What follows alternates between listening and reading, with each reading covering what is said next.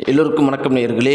ரொம்பவே முக்கியமான ஒரு விஷயத்தை பற்றி நம்ம தெரிந்து கொள்ளப் போகிறோம். சற்று முன் பார்த்தீங்கன்னா ஜெயம் ரவி அவர்கள் தன்னுடைய மகனுக்கு ஒரு கடிதம் எழுதியிருக்கிறாரு.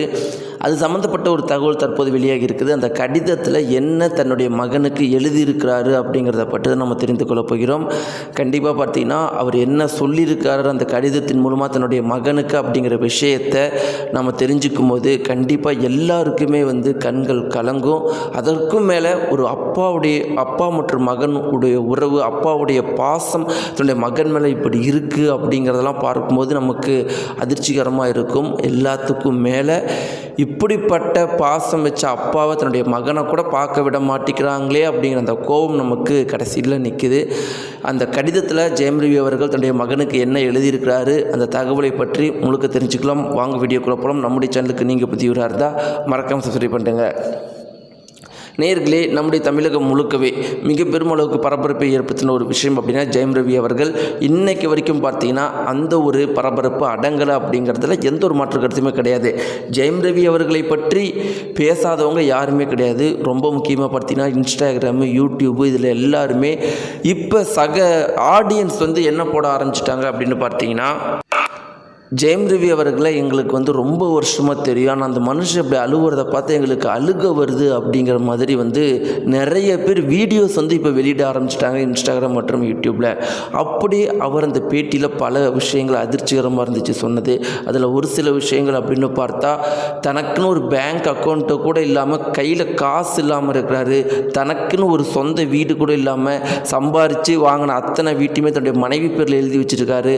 எல்லாத்துக்கும் மேலே ரத்த வாந்தி எடுத்துகிட்டு இருக்கிறாரு. அப்படி எடுக்கிற அந்த ரத்த வாந்திக்கு பிளாக் மேஜிக் தான் காரணம் அப்படின்னு நினச்சிக்கிட்டு இருக்கிறாரு. நம்ம எல்லாருக்குமே தெரியும் இந்த காலத்தில் அந்த பிளாக் மேஜிக் இதெல்லாம் அந்தளவுக்கு உண்மை இல்லை அப்படின்னு. நீங்கள் உங்களுடைய கருத்துக்களை சொல்லுங்கள், உண்மையாக இல்லையான்னு. இப்படி இருக்கிறப்ப இவ்வளோ படித்தவர், இவ்வளோ பெரிய இடத்துல இருக்கிறவர் தான் ரத்த வாந்தி எடுக்கிறதுக்கு கூட பிளாக் மேஜிக் காரணங்கிற மாதிரி மூளை அந்தளவுக்கு டெப்ரெஷனில் இருக்கார் அப்படின்னு தான் நம்ம சொல்லணும். இப்படிலாம் ஜெயம் ரவி அவர்கள் இவ்வளோ கஷ்டப்பட்டு இருக்கிறாரு. எல்லாத்துக்கும் மேலே அவர் சொன்ன ஒரு முக்கியமான பாயிண்ட் என்ன அப்படின்னு பார்த்தீங்கன்னா, என்னுடைய மகனை தான் என்னுடைய வாழ்க்கையில் எனக்கு ரொம்பவே பிடிச்சது. என் வாழ்க்கையில் சந்தோஷமான நாள்னா நான் அவன் கூட இருந்த நாள் தான். அவனை என்னால் பார்க்க முடியலன்னு சொன்ன ஒரு முக்கியமான விஷயம்.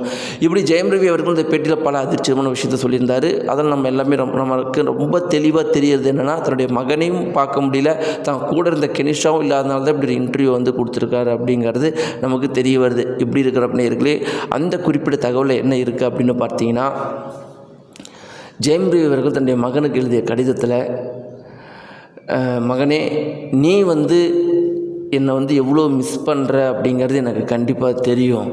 ஆனால் அதுக்கும் மேலே பல 100 மடங்கு நான் உன்னை மிஸ் பண்ணுறேன். டிக்டிக் படத்தில் உனக்கு நான் நிறைய விஷயம் சொல்லி கொடுத்தேன்.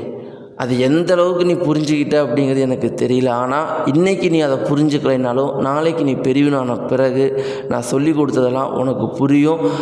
நான் வாழ்க்கையில் பண்ண தப்பை நீ பண்ணிடாத. நான் ரொம்ப நல்லவனாக இருக்கிறத விட இந்த உலகத்தில் வல்லவனாக இரு மகனே. இல்லைன்னா இந்த மொத்த உலகமுமே உன்னை ஏமாத்திடும். நான் இன்றைக்கி ஏமாந்து நிற்கிறேன். உன்னை நான் கடைசியாக மறுபடியும் பார்ப்பனா இல்லையா அப்படிங்கிறது எனக்கு தெரியல. ஆனால் நான் ஒரு தகப்பனாக உனக்கு ஒரு சத்தியம் பண்ணி கொடுக்குறேன். நான் சாகிறதுக்கு முன்னாடி உன்னை மீண்டும் பார்ப்பேன். உன்னை பார்க்காம செத்து போனால் அதை விட என் வாழ்க்கையில் ஒரு வீணான வாழ்க்கையில் ஒரு தப்பு வேறு எதுவுமே கிடையாது. நான் நிறைய தப்பு பண்ணியிருக்கிறேன். ஆனால் உன்னை பார்க்காம இருக்கிற அந்த ஒரு தப்பை மட்டும் நான் பண்ண மாட்டேன். யார் தடுத்தாலும் அவனே உன்னை நான் பார்க்குறேன். எல்லாத்துக்கும் மேலே நல்லா சாப்பிடு. இப்போ இருந்தே நல்ல அறிவை வளர்த்துக்கோ. நிறைய விஷயம் உனக்கு பிடிச்சது எல்லாம் பண்ணு. ஸ்கூலுன்னு சொல்லிட்டு அதிலேயே அடைஞ்சிடாத. வா, நம்ம சீக்கிரமாக சம்பாதிக்கலாம். நீ எனக்கும் மேலே ஒரு இடத்துல நிற்ப மகனே. அது எனக்கு 100% நம்பிக்கையாக இருக்குது. எல்லாத்துக்கும் மேலே நல்லவனாக இருக்கணும் அப்படின்னு மட்டுமே நினச்சிடாத.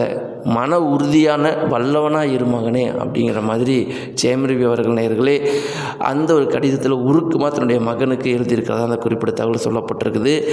இதை பற்றி நீங்கள் என்ன நினைக்கிறீங்க?